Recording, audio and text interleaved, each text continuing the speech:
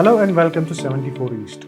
Today we are going to discuss one of the major global developments, the tariff war. What is the tariff war? Why is it happening? And who are involved?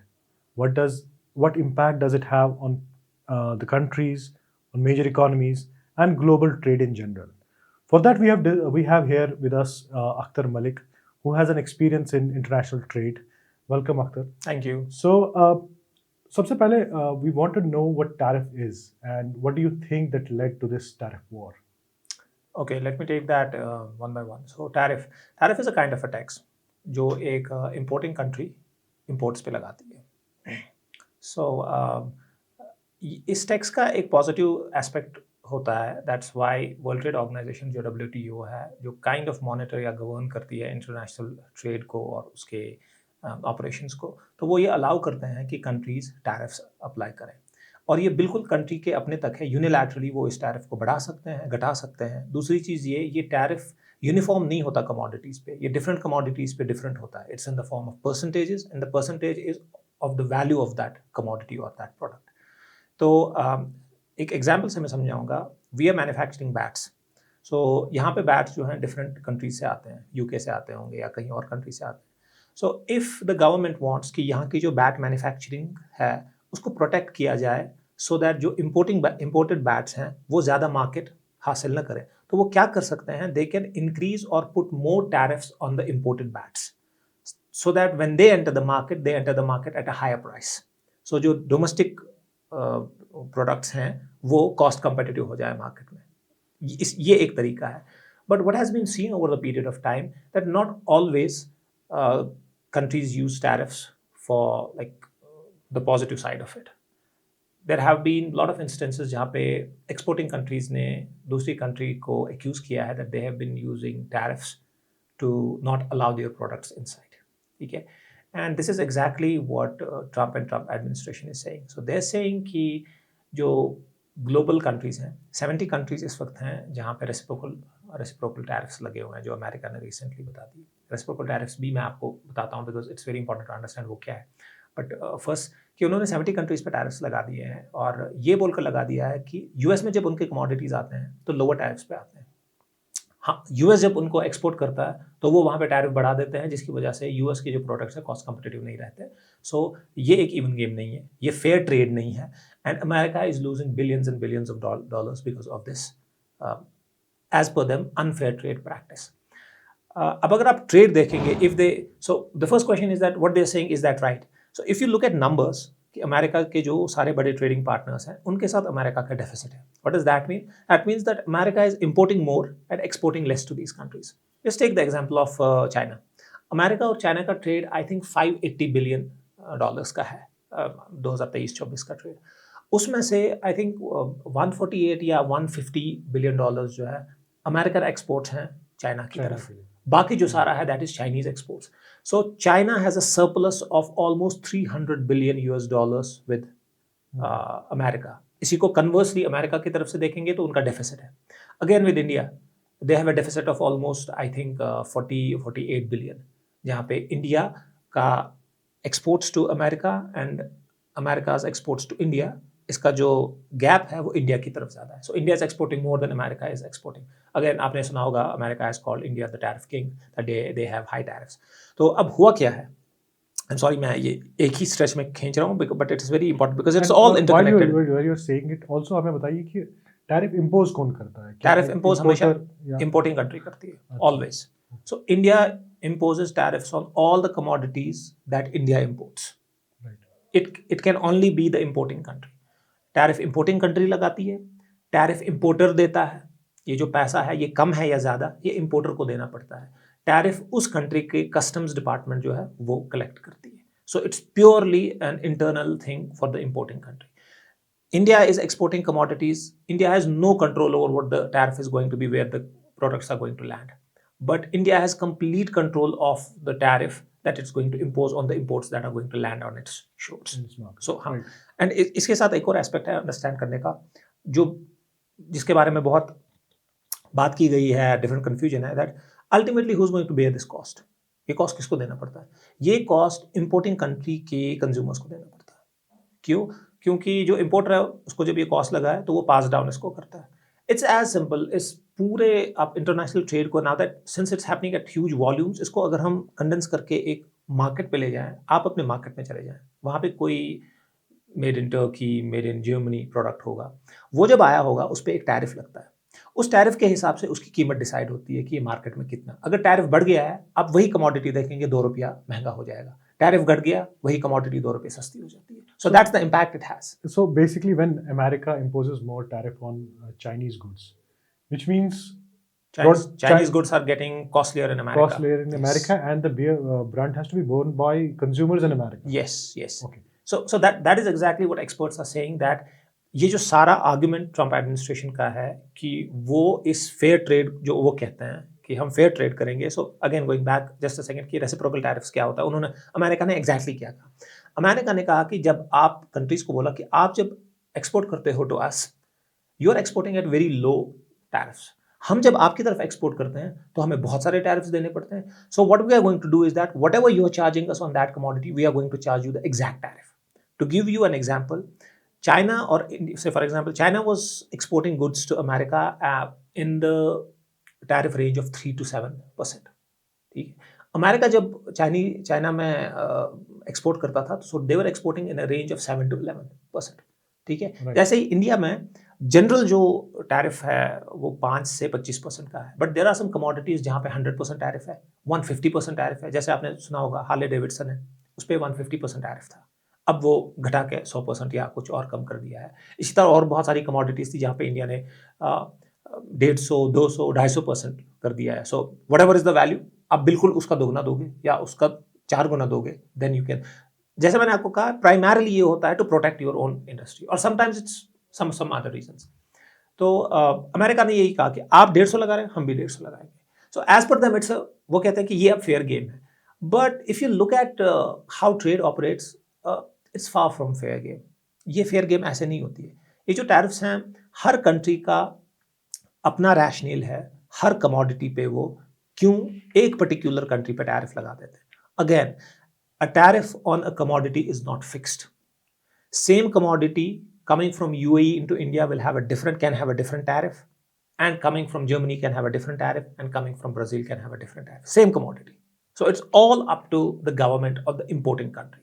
जैसे मैं आपको बता दूं, there is an understanding between two governments how to impose tariffs, or is it primarily locally? primarily between the government. Okay. So first they see उनके अपने interests होते हैं. Right. So usually हमने देखा है कि tariffs इसलिए होते हैं कि उनके अपने interests होते हैं.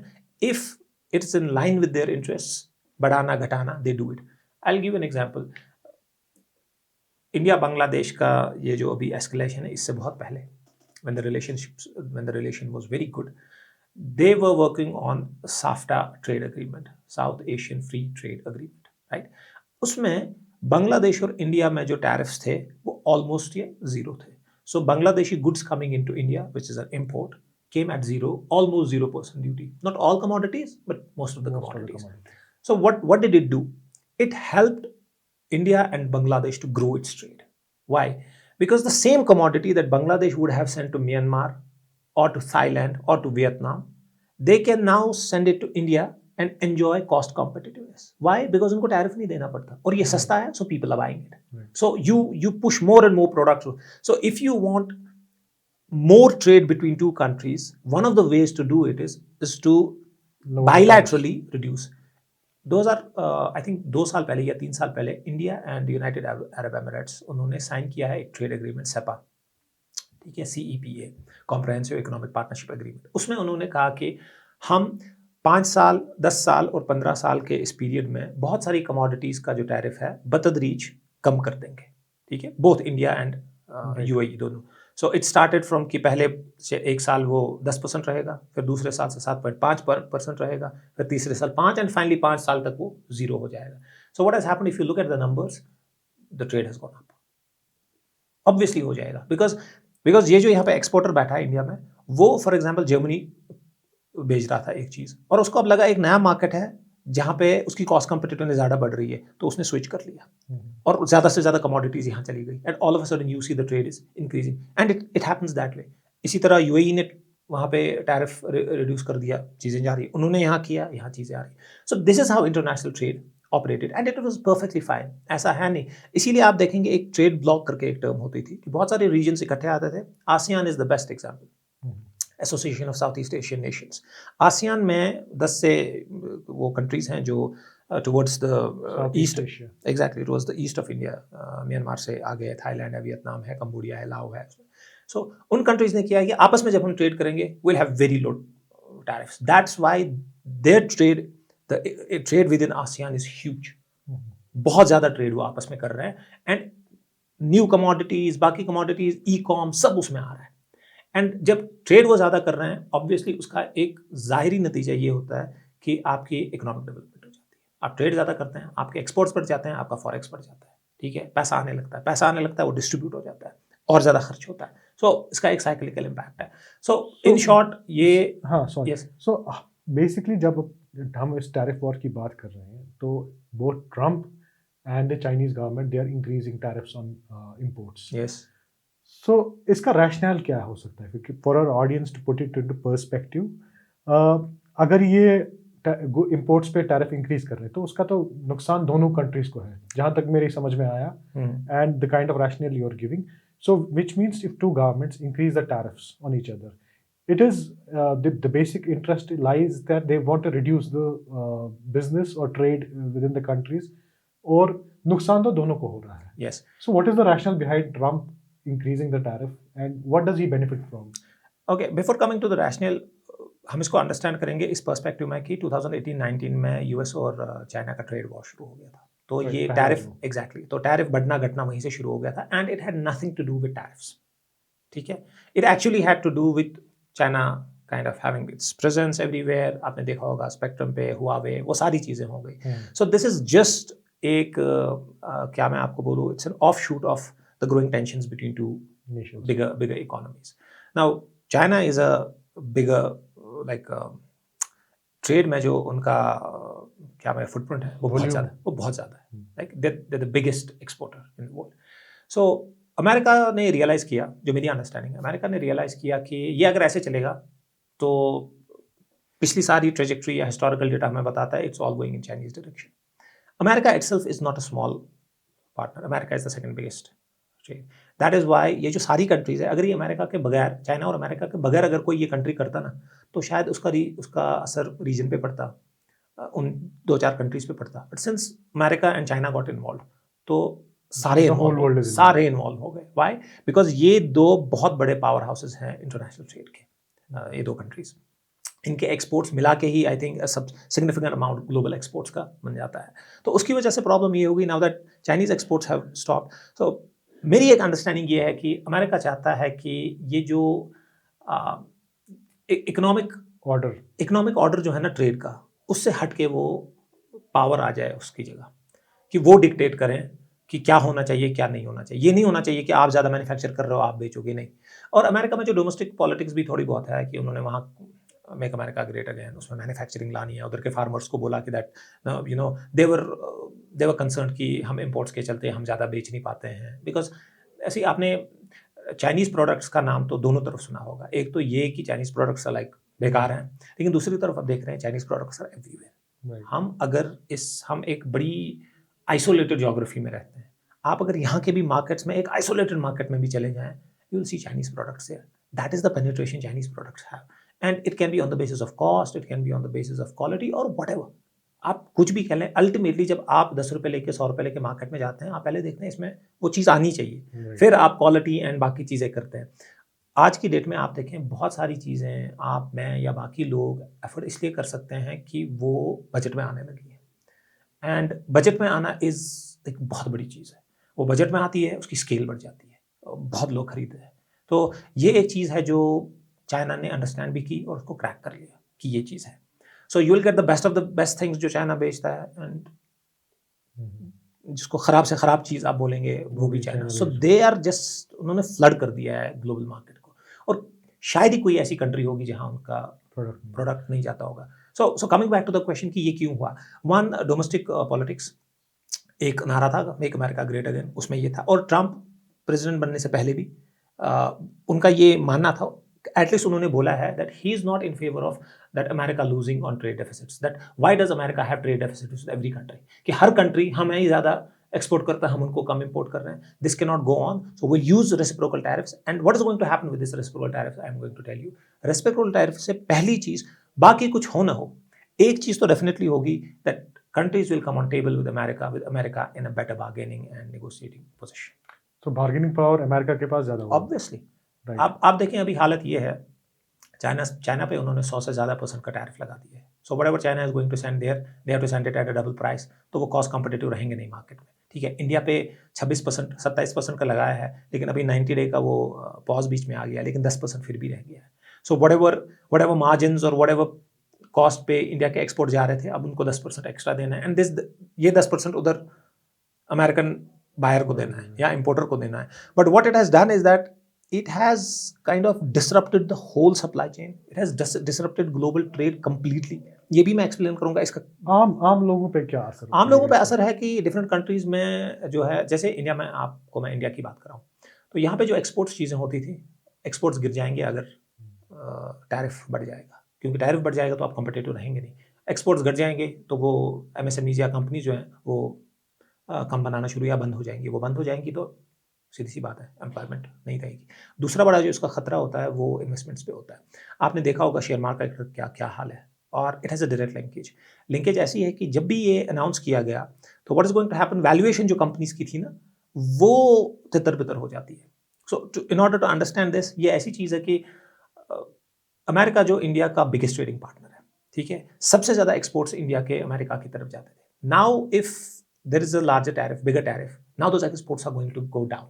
और वो जो सारे सेक्टर्स हैं, जो जहाँ पे ऑटोमोबाइल है, जहाँ पे जेम्स एंड ज्वेलरी है, जहाँ पे फार्मा को तो चलो उन्होंने एग्जेम्प्ट कर लिया है, इलेक्ट्रॉनिक्स हैं, इलेक्ट्रिकल चीज़ें हैं, मशीनरी है, इन सारी चीज़ों में गिरावट आने वाली है. These companies are not going to go do good. तो इसमें इन्वेस्टमेंट करना is not, and because of this the share market, इनके मार्केट में जो शेयर है वो कम पड़ जाएंगे. So people are not going to invest in India, और for that matter in the countries जहाँ पे ये प्रॉब्लम हुई है. So that's exactly what is the problem. Countries are searching for investors are not, they are pulling their money out. आप देख रहे हैं हर दिन शेयर बाजार में, आप देख रहे हैं क्या हाल है, डिसरप्शन है. That is exactly what America wants. So commodities पे क्या असर पड़ेगा? कमोडिटीज की प्राइसेस बढ़ जाएंगी. यस. और उसमें एक और चीज़ है, मैं उसकी तरफ भी आता हूँ, लेकिन जस्ट लेट मी फिनिश. जो मैं कह रहा था कि उससे होता क्या है, उससे जब मार्केट वोलेटाइल और वल्नरेबल होता है, इसमें कोई भी बंदा इन्वेस्ट या कुछ नहीं करना चाहता. आपने देखा होगा गोल्ड के प्राइसेस बढ़ गए हैं. Exactly, that people are now moving to the safer options of investment, which have always been कि गोल्ड में करो. So people are searching for more gold. As they are searching for more gold, demand is high, so ये ऊपर जाता दिख रहा है. और आपने देखा एक्सपर्ट अभी कहते हैं कि ये तो और ऊपर जाएगा, बिकॉज ये थमने का नाम नहीं ले रहा है. ठीक है, अभी आपने देखा 90 डे पॉज हो गया. अब बातें चल रही है दैट बैक चैनल टॉक हो गई है ट्रम्प की चाइना के साथ, and they are saying that they are renegotiating the terms of tariff. Mexico and Canada के साथ उन्होंने ऑटो सेक्टर में फिर से रिवाइज कर ली है टैरिफ्स की, फिर से घटा दिया है. सो एवरीबडी इज गेटिंग इन्वॉल्व. इसका एक फ्लिप साइड ये है दैट अमेरिका ने तो कहा कि आप इधर अब ट्रेड कर, टेक्निकली उन्होंने कहा कि इधर आपका आना बड़ा मुश्किल है आपके प्रोडक्ट का, but those products have been manufactured. China manufacturing कर रहा है लार्ज स्केल, मैक्सिको, कनाडा, वो कमोडिटीज कहीं ना कहीं तो जानी है. एक चीज एक ये है. दूसरी चीज है कि अमेरिकन जनता को तो चाहिए ना वो चीजें, वो कहाँ से लाएंगे? ऐसा नहीं होता. लाइक उन्होंने बैन चाइना टी शर्ट्स भी मैंने सुना. वो आई मीन वो ज्यादातर ना, क्या मैं उसको बोलूँ, वो ज़्यादातर मीडिया के लिए हवाबाजी होती है. बट जो एक एक्चुअल चीज़ ये है कि आप इसको उल्टा करें. आप सोचें कि आपकी कंट्री है जिसने ये काम किया है, आपको तो कल मार्केट में वो चीज़ चाहिए, इर्रेस्पेक्टिव कि आपकी गवर्नमेंट ने टैरिफ्स लगा दी, आपको तो वो चीज़ चाहिए ना मार्केट में. सो नाउ वो चीज़ कहीं ना कहीं से तो यहाँ पे आनी चाहिए इस कंट्री में. So what's going to happen, either एक चीज़ ये होगी कि चाइनीज़ और इंडियन और अदर कंट्रीज जिन पे ये ज़्यादा टैरिफ है, what they are going to do is that they are going to now search for a third country जहाँ पे उनसे कम टैरिफ लगाया है अमेरिका ने. Now route these countries through a third country, right. ये एक तरीका होता है. You can't do that completely because that's not allowed. Like fair international trade में वो अलाउड नहीं है. This is a wrong practice, illicit practice, but countries have been doing it. Like normal process में भी they have been able to bypass the tariff की, उसको वहाँ से लेकर आओ. So how it happens in international trade is like एक commodity यहाँ से गई that is made in India, it goes some other country, वहाँ डब्बे पे सील बदल दी गई और वहाँ का मेड इन लगा दिया, बिकॉज वो वहाँ का मेड इन उस कंट्री का है, उस पर टैरिफ उस कंट्री का लगेगा which is less than India. Right. तो कमोडिटी चली गई। जैसे यहाँ पे अभी 1-2 साल में पहले 1-2 सालों से कश्मीरी सेब के जो ग्रोवर्स हैं दे आर अक्यूजिंग, मतलब they are not accusing, they are saying that कि काफ़ी ऐसी कंट्रीज से इंपोर्ट फ्री प्रोडक्ट्स आ रहे हैं जहाँ जिनको टैरिफ नहीं लग रहा है, exactly, and which is making it difficult for them to compete.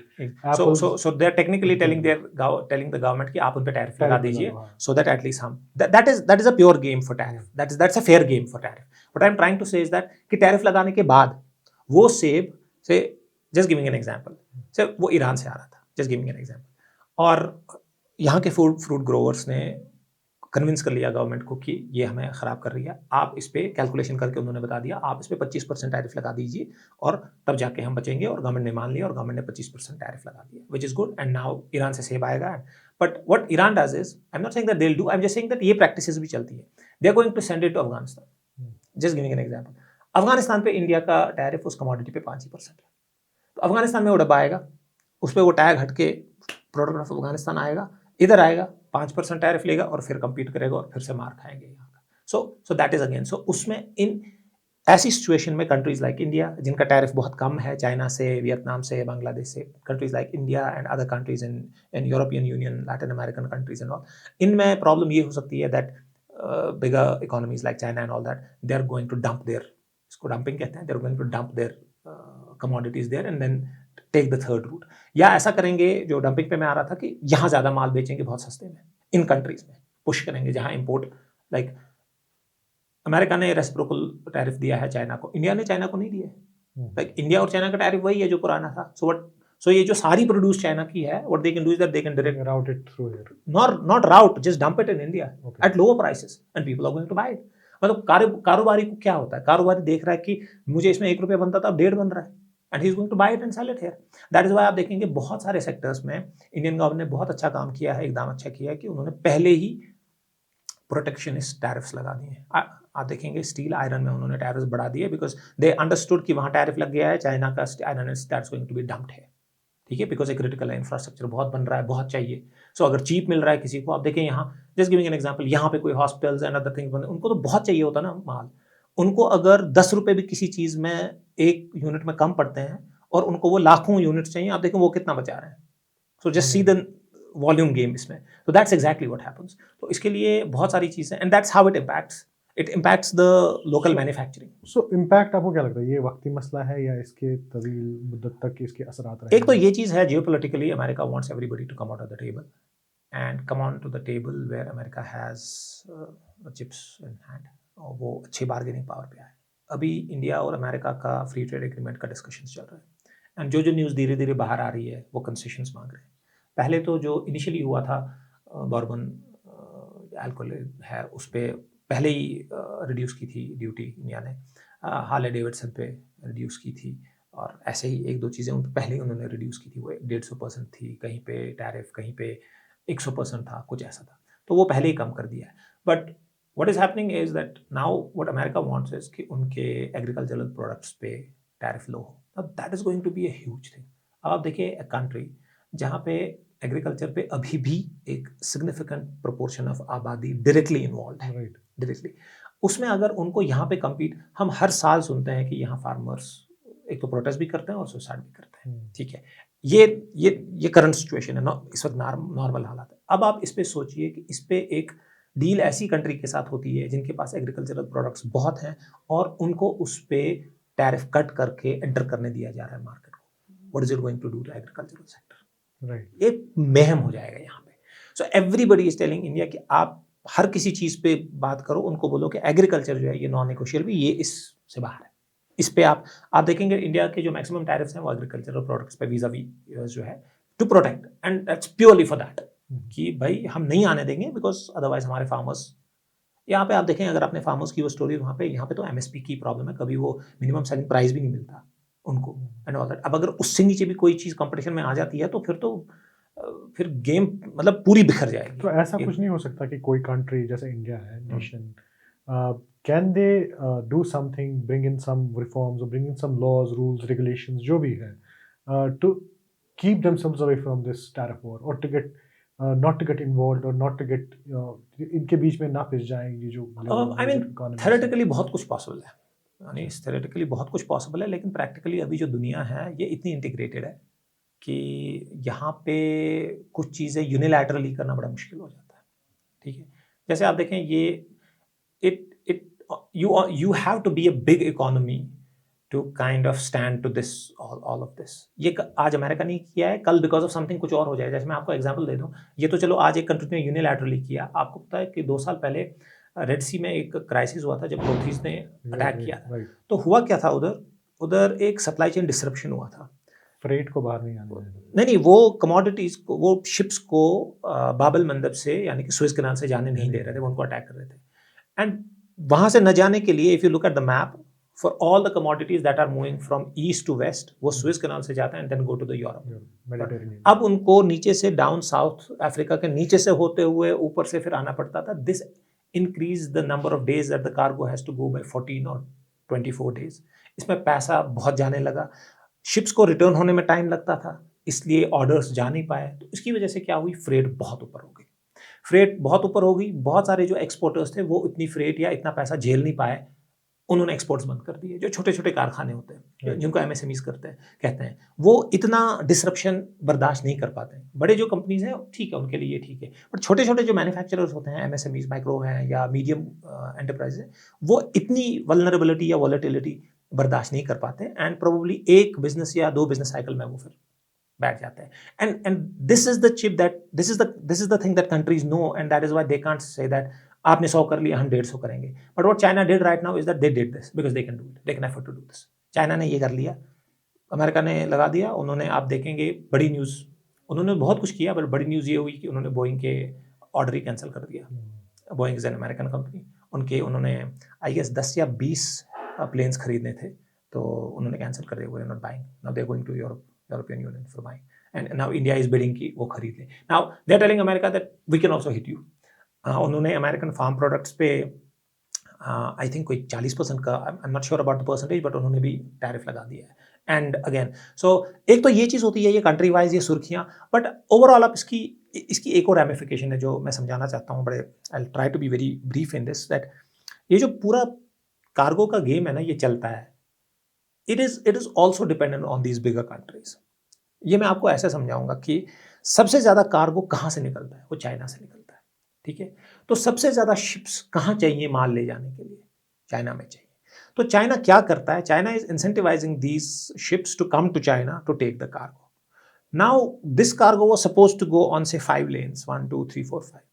अब वो लेन सब तितर बितर हो गई। अब चाइना को देखना है कि ये जो 15% ऑफ इट्स एक्सपोर्ट्स जो यूएस जाता था, ये कहीं और जाना है। अब उन शिप्स को कहीं और जाना है। इस शिप को अमेरिका होने के बाद वियतनाम जाना था, वहां से सामान लेने के लिए। इसी शिप को वहां से आने के लिए इंडिया जाना था। अब इंडिया को पहले इंडिया 14 दिन वेट करता था, उसको पता था 14 दिन के बाद मेरा एक्सपोर्ट जाएगा। अब ये शिप कहीं और जा रहा है और चाइना उसको एग्जैक्टली अभी चाइना इसको रेगुलेट कर रहा है। अब यहाँ प्रॉब्लम हो रही है कि शिप नहीं मिल रही है। अच्छा, आप बोल रहे हैं अरे शिप की क्या है, अपनी बना दो। It's not everybody's cup of tea. हर किसी के पास शिप्स नहीं होते। अब मैं इसी सवाल पे आ रहा था कि क्या सप्लाई चेन में ऑलरेडी डिसरप्शन हो, बहुत ज़्यादा डिसरप्शन है, बहुत ही। एवरीबॉडी, जैसे अभी nobody is able to put strategies, क्योंकि अभी ये 90 डे का जो ये हॉल्ट या पॉज है, नोबडी इज नोइंग कि 90 डे के बाद क्या होगा। So nobody is willing to do, nobody is ready to do something significant, कि वो कहता है कि अच्छा अब ये चेंज हो गया, अब ऐसे करेंगे, बट दे डोंट नो कि 90 डे के बाद अगर कुछ उल्टा हो गया। एंड इट्स नॉट समथिंग ना कि ये कोई एक गाड़ी नहीं है जिसको फोन करके बोलेंगे तुम वहां नहीं जा रहे हो, यहाँ जा रहे हो। You have to understand that millions of जो कंटेनर्स बॉक्सेस हैं जिनमें ये चीज़ें जा रही हैं, ठीक है, सारी कंट्रीज इसमें इन्वॉल्व है। और ये दैट्स व्हाई आई सेड इसमें इंटरडिपेंडेंस इतनी होती है कि मैं एक कंट्री हूँ जिसका कोई लेना देना नहीं है, जिसका ना रेसिप्रोकल टैरिफ लगा है, ना मैं कोई उस पूरी पॉलिटिकल या जियोपॉलिटिकल गेम में हूँ, मेरा कुछ नहीं है। मैं पैसिफिक आइलैंड, मैं पैसिफिक में एक आइलैंड हूँ, मेरा कोई लेना देना नहीं। But my point is that whatever little exports I was doing, मैं कोकोनट या पाम ऑयल करता था एंड आई वाज हैप्पी, मेरी country. But now I have to wait for these ships, and मेरा एक साइकिल चलता था कि हर 14 डेज के बाद मेरी शिप आती थी। अब वो आ ही नहीं रही है। Why? Because global supply chain disrupt हो गई है, वो शिप्स कहीं चली गई हैं। अब क्या कहते हैं, China is making them wait, ये भी एक स्ट्रैटेजी है. China is waiting making them wait at their harbours कि वो दे ही नहीं रहे हैं. वो सबसे ज़्यादा डब्बे कौन मैन्युफैक्चर करता है कंटेनर्स? चाइना करता है. सबसे ज़्यादा फ्लीट कौन बनाता है? चाइना ही बनाता है. सो अभी हुआ क्या है कि इस पूरी कश्मकश में, इस पूरी गेम में क्या है, चाइना ने, ये भी एक स्ट्रैटेजी है कि चाइना ने ये सारी चीज़ें, फ्लीट्स, कंटेनर्स रोक के रखे हैं. So there are other countries जिनका इससे कोई लेना देना नहीं. They are facing problems because supply chain disruption है. उनके पास शिप्स नहीं आ रही है, उनके पास कंटेनर्स नहीं आ रहे ताकि वो कुछ अपना एक्सपोर्ट कर पाएँ. सो इन टोटल कि ये सारा धर्म भरम, और अगर ये इसी तरह चलता रहा, if this continues, अभी तो तो बहुत कहाँ जा रहा है? एग्जैक्ट अभी एक्सपेक्टेशन लोगों की ये है कि वो कहते हैं कि शायद there is some silver lining कि अमेरिका जो है इसको रिविजिट करे. बट हालिया बयान देखकर लग नहीं रहा है कि अमेरिका इसको रिविजिट कर रहा है. They want to strike better deals with countries जिनके साथ एटलीस्ट ट्रम्प एडमिनिस्ट्रेशन ये कहती है कि we are losing billions of dollars to them through by trade deficit. उनको टेबल पे लाने की कोशिश है, उनके साथ बेटर डील स्ट्राइक करने की कोशिश है जो अमेरिका के इंटरेस्ट में है. टैरिफ्स घटाए जाएंगे to get access to these markets for more American products. क्योंकि अल्टीमेटली एक ये भी चीज़ रहेगी कि लॉन्गर टर्म में अमेरिका के लिए भी ये पॉसिबल नहीं है कि इससे आप बच पाएँ. लाइक एग्जैक्टली मैंने वही आपसे कहा कि वहाँ के लोग हैं, उनको वो चीज़ें चाहिए, तो वो जूं तू करके कहीं ना कहीं से फिर आ ही जाती हैं. इंटरनेशनल ट्रेड का ये तरीका है कि वो आ ही जाती हैं. कमिंग टू द क्वेश्चन कि ये कहाँ रुकेगा, ये वहाँ रुकेगा. अभी अभी 90 सबों की निगाह है 90 डेज पे है कि 90 डेज के बाद क्या Trump administration is going to revisit and say that okay now we want to revisit them, or are they going to say that okay 90 days हो गए, आपने देख लिया क्या है. So अभी ये हाल है 90 डेज का, that it's a window that every country is seeing other than China, क्योंकि उनके लिए तो कुछ 90 डेज का मामला है नहीं. So countries like India and other तो उनके लिए मामला है कि जितना कुछ कर सकते हो इस 90 डेज में कर दो. ठीक है, सॉरी 90 डेज में जितना है, that's why you see they are flooding. But again वही रेस्ट्रिक्शंस सप्लाई चेन की कि कितना ही आपके पास अपना है कि जहाँ तो से अभी कुछ डिस्कशन हो रहा है आपस में इस चीज को खत्म करने के लिए, या अभी उस चीज की तरफ nation. If I come particularly to India US, so the India and US are right now amid discussions on a free trade agreement. उसमें बहुत सारी कमेंट्री हो रही है from US side and India side. India side में ये commentary हो रही है कि हमें जी ये फ्री ट्रेड एग्रीमेंट की निगोशिएशन अपनी टर्म्स पे करनी चाहिए. हमें इससे डरना नहीं चाहिए कि इस वक्त क्या हो रहा है. देयर आर सर्टन थिंग्स जो काइंड ऑफ रेड लाइन है कि जहाँ पे, जैसे मैंने आपका कहा, ये फूड प्रोडक्ट्स या एग्री, उसको डिस्कशंस में नहीं लाना. अमेरिका प्रेस कर रहा है कि नहीं आप एक्सेस दे दो, बहुत सारी चीज़ें हमारी नहीं आ पा रही हैं, आप एक्सेस दे दीजिए. सो दे विल बी पुशिंग यहाँ से. इसी तरह बाकी कंट्रीज़ के साथ, कनाडा, आपने देखा कि बयान जो आ रहे हैं, मैक्सिको, कनाडा, अमेरिका के जो टॉप 10 ट्रेडिंग पार्टनर्स हैं उनमें इंडिया नहीं है. उनमें चाइना है, मैक्सिको है, कनाडा है, जापान है, जर्मनी है, साउथ कोरिया है. तो ये सारी वियतनाम है, ये सारी कंट्रीज़ हैं. तो बट चाइना का, इंडिया का एक सिग्निफिकेंट ट्रेड, इंडिया का one of the biggest partners is America. तो that's why India is involve. America के पर्सपेक्टिव से India is not that big partner, trading partner, but India के पर्सपेक्टिव से America is the biggest trading partner उनका exports के लिहाज से. So that's why वहाँ पे क्या होता है इट डायरेक्टली, क्योंकि एक्सपोर्ट्स आप देखें, एक्सपोर्ट्स कहीं ना कहीं, I won't say directly, but ये इकोनॉमिक ग्रोथ की अक्कासी करता है. अगर आपके एक्सपोर्ट्स स्टेगनेंट होते हैं, कम हो जाते हैं, all that, it directly impacts your, क्योंकि और जनरली अगर एक्सपोर्ट्स कम होना, ऑल्दो एक्सपोर्ट्स कम होना ऑलवेज बैड है, बट जनरली अगर एक्सपोर्ट्स कम होना किसी और चीज़ की वजह से, तो तब भी उसमें एक चीज़ होती है that probably government is trying to come up with some long term plan, उसकी वजह से कभी धीरे हो जाता है. But when it happens like this, एक डिसरप्शन के तौर पे जब ये हो जाता है ना, तो उसमें पूरा इम्पैक्ट, पूरी इकॉनमी जो है उसमें इन्वॉल्व हो जाती है. जैसे मैंने आपसे कहा, अगर ये छोटे छोटे कारखाने बंद हो गए because of they can not handle this tariff increase, अब देखिए अनएम्प्लॉयमेंट आ जाएगी, वो कहाँ जाएंगे. तो वैसे भी इंडिया में, डेवलपिंग नेशंस में तो ऑलरेडी एग्जैक्टली, और वैसे भी इंडिया में एक चीज़ है, the logistics cost is already high. तो बहुत सारे इंटरनल फैक्टर्स जो इसको शायद कम करते, इंडिया के पास बहुत सारी अपॉर्चुनिटी है कि वो उसको कम करे, बट अभी हो नहीं रहा है. So that also amplifies the situation for India, जो प्रोबेबली चाइना के पास या वियतनाम या इन कंट्रीज के पास नहीं है. बहुत बहुत शुक्रिया अख्तर साहब. मुझे लगता है जिस हिसाब से ये चल रहा है हमें और इस पर डिस्कशन करने पड़ेंगे मे बी. श्योर, मैं हाजिर खिदमत हूँ.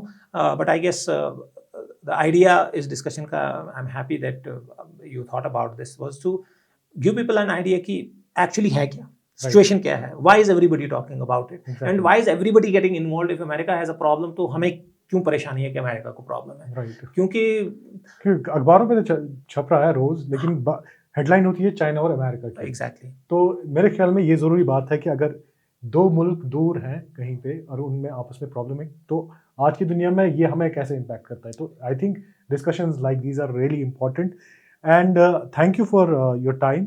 एंड अगर आपको ये हमारे डिस्कशंस अच्छे लगते हैं तो हमारे यूट्यूब या हमारे सोशल मीडिया चैनल्स को ज़रूर लाइक करें, शेयर करें और कमेंट भी करें नीचे, फीडबैक दें अपना।